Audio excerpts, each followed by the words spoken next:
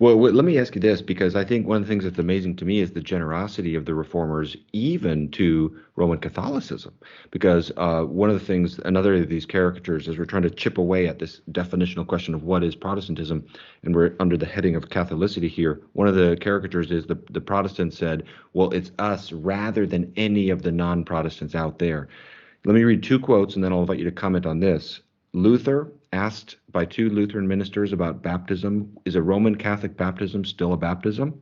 In the context of saying yes, this is in the early 1520s. He says, late 1520s. He says, quote, in the papacy there is true Christianity, even the right kind of Christianity, and many great and devoted saints. The Christendom that is under the papacy is truly under the body of Christ and a member of it. Calvin, in the Institutes, in the context of asserting that the Roman Catholic Church is corrupt in all kinds of ways, he says, quote, when we categorically deny to the papists the title of the church, we do not for this reason impugn the existence of churches among them, end quote. So they're on the one hand, it's this very tricky thing. There's these just brutal criticisms of the leadership, the hierarchy. They're calling them ravenous wolves. It's the Antichrist. It's worse than Sodom and Gomorrah. They're just ravaging the sheep. But then they're saying also there's churches there. There's true Christians and true churches there, and they're a part of the church. How do you reconcile those two things?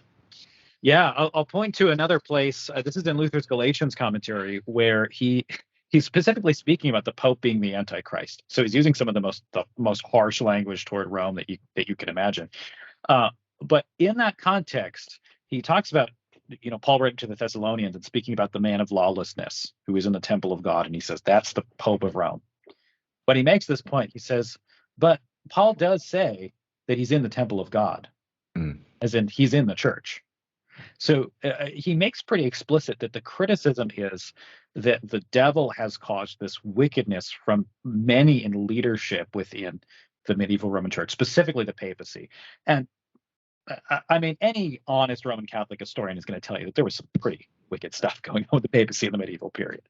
I mean, they got the nickname pornocracy that was known among the people commonly. I mean, it got pretty bad. So in saying that, he's not saying Rome is not church. It was never Luther's intention to say Rome was not church.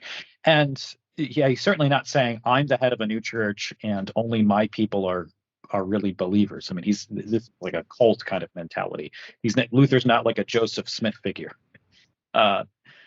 Luther's ultimate desire was always for this unity that eventually Rome would actually hear him out. I mean, his original desire was that he would just be able to have a conversation with the Roman leadership and the Lutherans would be able to present their case, and that they would actually have like an engaging debate and figure these issues out. He was very willing and desirous to do that, but Rome said no.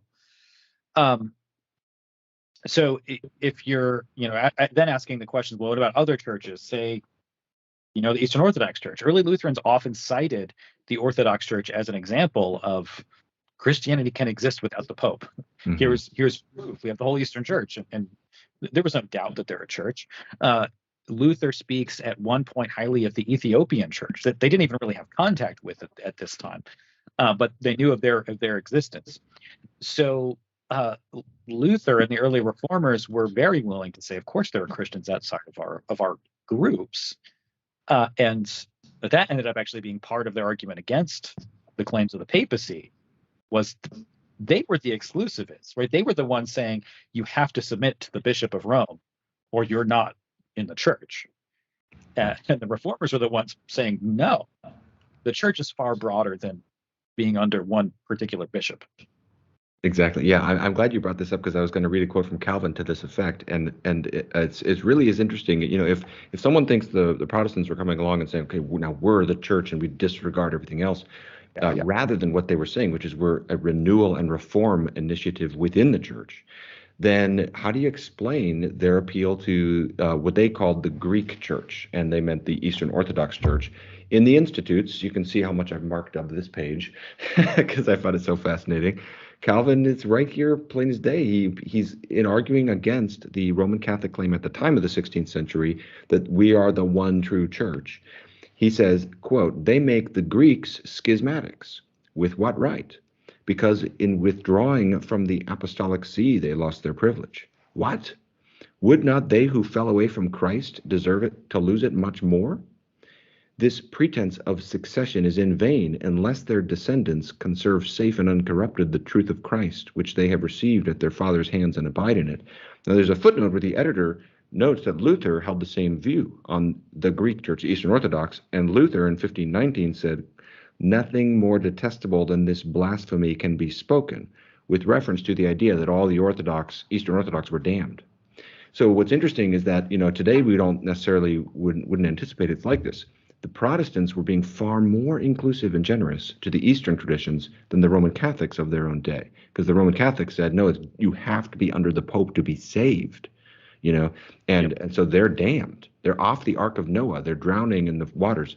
And the Protestants were saying, no, the Eastern Orthodox. And then you can see the Lutherans in the 1570s writing to the ecumenical patriarch of Constantinople, starting this dialogue and addressing him as a Christian.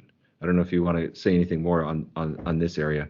Yeah, there's not a lot to say about that because those dialogues never really went far. They kind of died out pretty quickly. I would love to have seen that continue.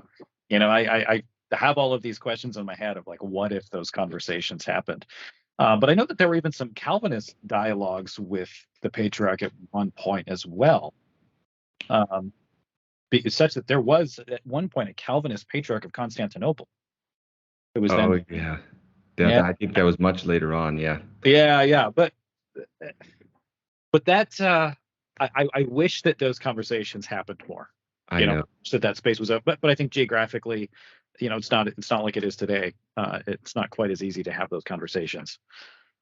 Yeah, that is to me one of the most fascinating episodes in all of church history, where you've got these two groups, Lutheran and Eastern Orthodox, in the 1570s, talking. And yeah, I totally agree. And I will point out, it was not the Lutherans who ended the dialogue.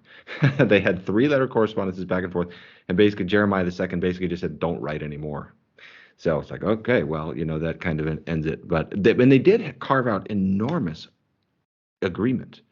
They agreed on a lot, but there were those sticking points, and they weren't able to overcome those. But it just speaks to this question of, Protestantism is not saying it's us rather than everybody else. That's not the ideas were a reform effort in the church,